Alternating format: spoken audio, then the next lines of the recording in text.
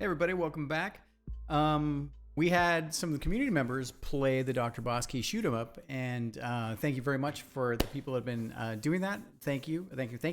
It's always super helpful. You can't really make games completely in a vacuum without having play testing. So, and they came across an enemy that we did in level 2, and they were like, "Hey, how did you do that? Can you do a tutorial video?" So I'll link my controller here and show you the enemy type. So the enemy is what I call basically it's a Willow the Wisp. So it's an exploding wisp that gets all agitated when you get close to it.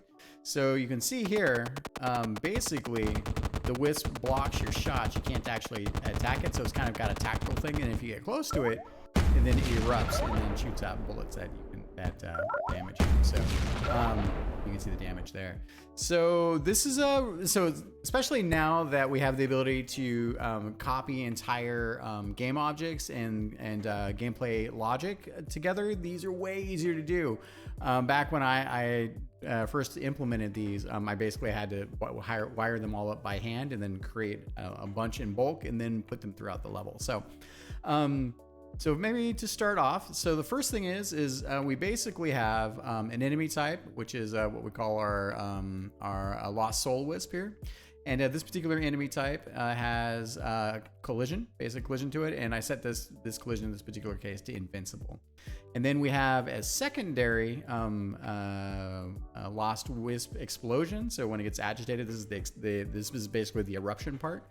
And as you can see here, if you're watching here, that you don't see the explosion bits, basically the secondary wisp until you go over basically the front of it. So here we didn't want to do any collision. We don't want to make it look like you've taken damage, so we turn off all the collision for that enemy type. And then the other thing that's important here is that this enemy has one weapon locator, and that weapon locator is just basically a bullet circle burst. So you can see it here.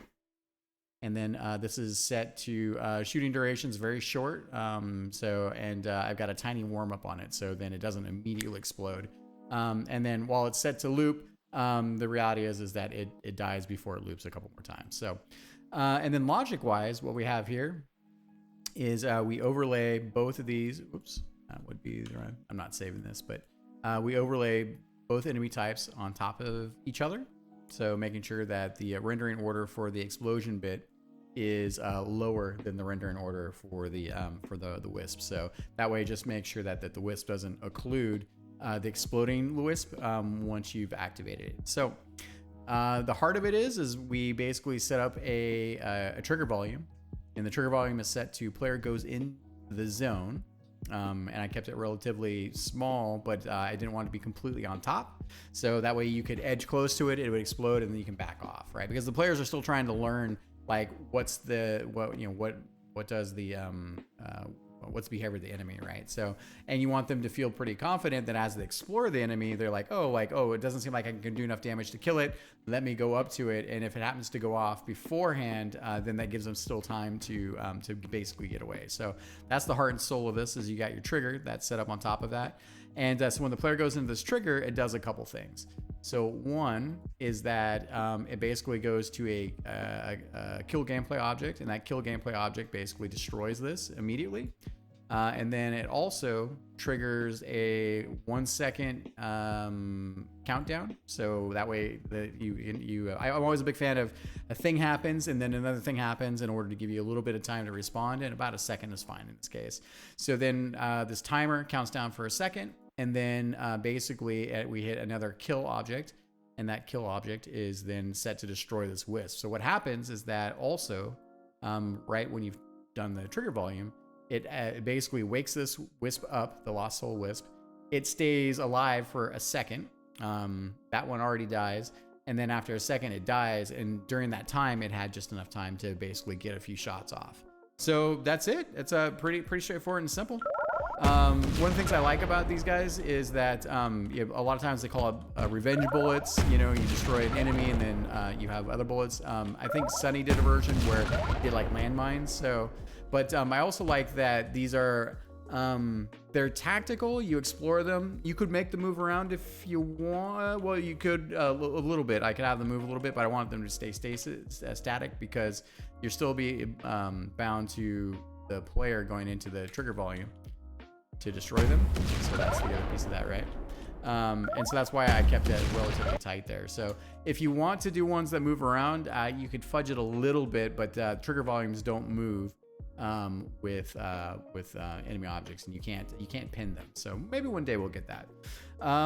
Yeah, so that's pretty straightforward. I really enjoyed the playtesting and watching people interact with these because it's cool because they see them, they shoot them, and then later on the level, and then later on the level you can see like let's see here. I